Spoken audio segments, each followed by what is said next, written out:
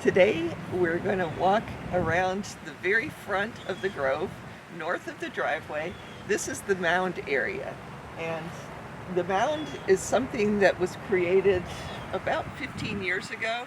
A lot of organic matter in there, and so it's a sort of a special circumstance. So let's take a look. Well, first off, this is the only remaining 100% Hayden tree on the property. And that's probably about 70, 80 years old. And I'm starting with, to plant some more seedlings in this area so that I have something to top work. So there's one, got another one. This one might have come up on its own. And this is funny. I planted an older seedling, and that was when it was raining a whole lot, and it was doing great. And then all of a sudden, I was convinced it died. Of course, the entire canopy, if you could call it that, was all dead. And then just a few days ago, this looked dead. I mean, because as the from a distance and, with my eyes, I guess, but all new leaves. So basically, this is something to cut back just above where the new leaves start, and we'll have a nice little mango seedling to graft onto.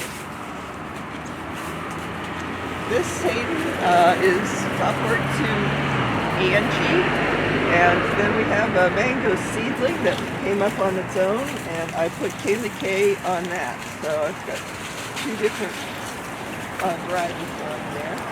This is the original Kaylee K tree. Now the older leaves have a little nutrient deficiency, but apparently that's pretty much over because the new leaves are green. So that's a nice thing. Like those trends that are in the right direction. Here's a little mango seedling that's I'm trying to protect. Eventually, of course, I'll graft onto that, top work it with another variety. And here are a couple piles of sand, and basically this, because of all the organic matter that is here and settling, there's always some spaces to add sand to even it off. So in another week, this will all be gone. Blend it in.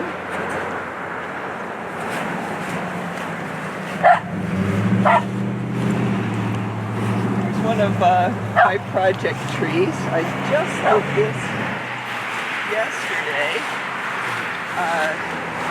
I have put several fruit cocktail scions on here. This branch used to be major, cut it back, and ideally I would have gotten to these branches a little bit sooner, but it's better now than later.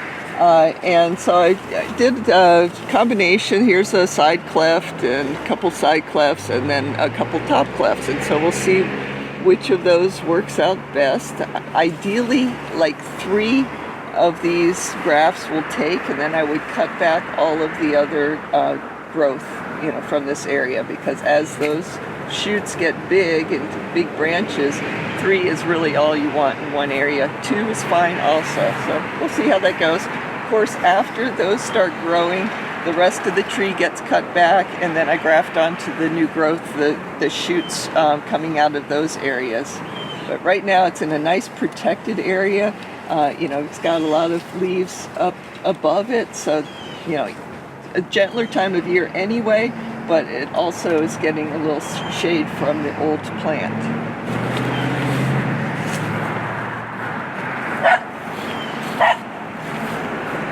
This particular tree, I don't even know what kind it was to begin with, but I did top work it, so I definitely had a thumbs down on the original tree.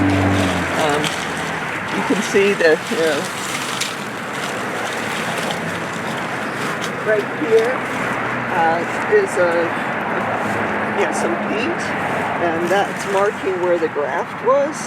And so anyway, this whole section is grafted. There was some growth coming out of this other side, but it didn't get enough sun. So even though I grafted it with the same variety, which is Malika, this didn't have a chance to grow. It was getting overshadowed, by this tree and the other one on the other side. So anyway, this is just all we need. It's a fine tree.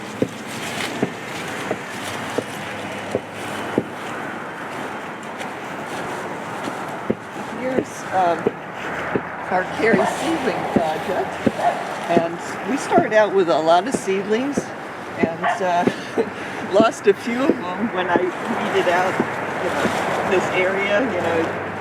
Well, here, when these seedlings were small and I was pulling weeds, pulled out a few, but still we have quite enough to continue the experiment. There's at least 4 of these seedlings here, and the objective is to graft onto part of each tree and let the other part develop as the seedling plant, and see how the fruit is on each of these. There's no reason to devote the whole tree to the experiment. All you need is a branch to get a taste of the fruit that is, Carrie is a monoembryonic variety, and so, the seedlings are not clones of the parent, so possibly we'll get something interesting from these trees. I don't know. We'll check back in a few years. Then we have our big bay rum hedge over here, and so next to that we have another seedling, and of course top working that. I don't know what kind of seed it was, but when we do top work this whole hedge has to go back, become narrower and shorter so that this particular plant gets more sunlight.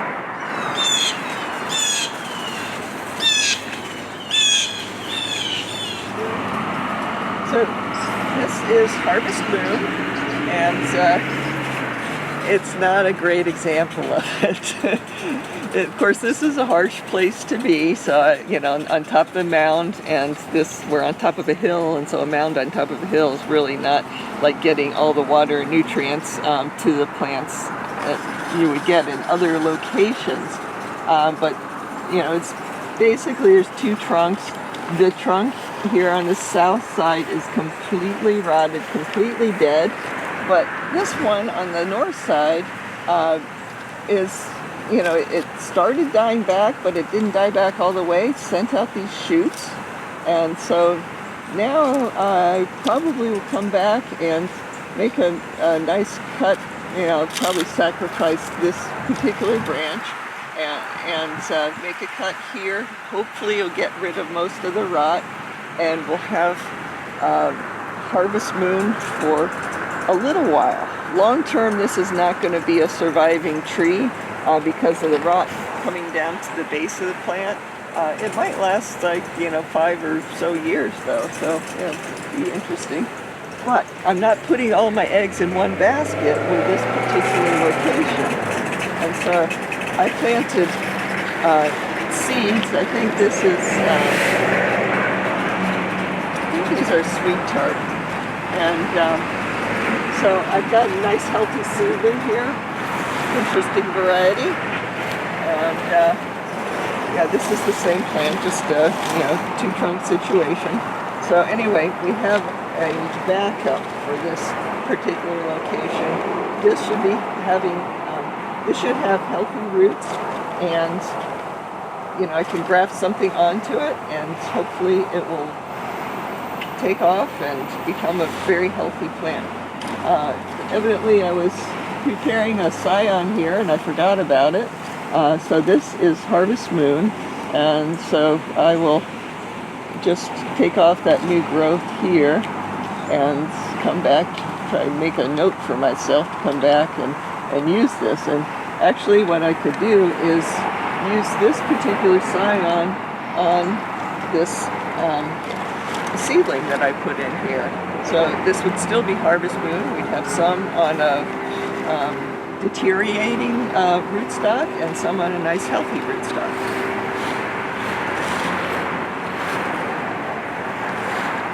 We sort of have a similar situation here. And this is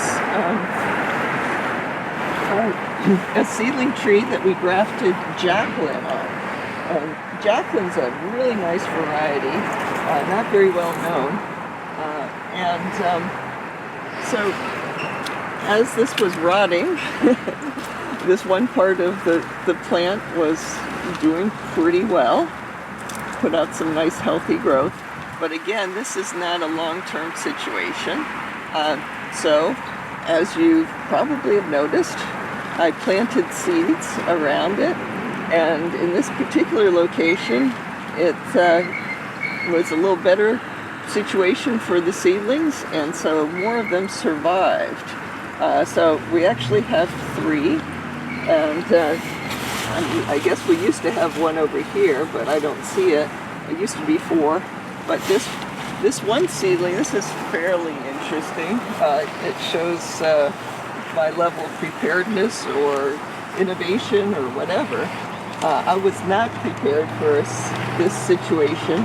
I've cut this seedling back, but when I got here, I think it was a couple months ago, this seedling was growing so quickly that it was top heavy and it was bent way over, almost touching the ground.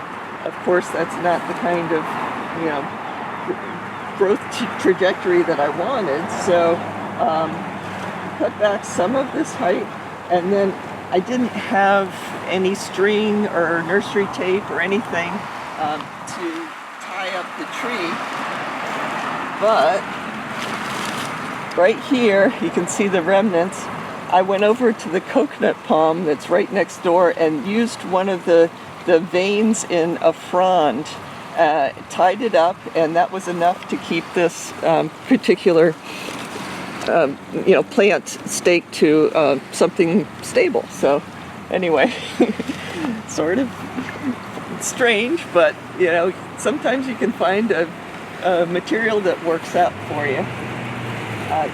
This is a cherry tree.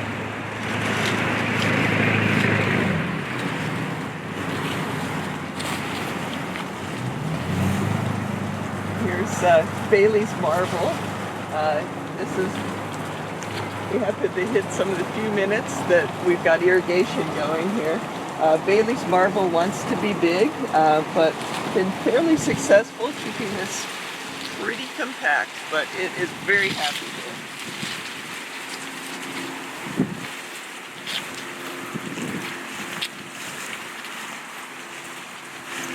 This, of course, is jackfruit, and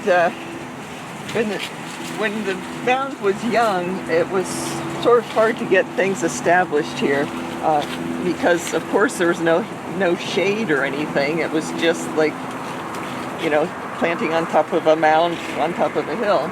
And so anyway, this is sort of, I guess there's 3 possible different trees.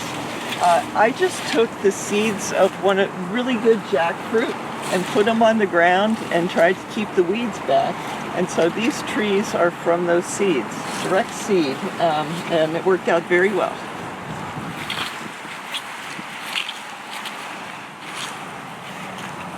And here's the last tree in this area on the mound. And this is a dot.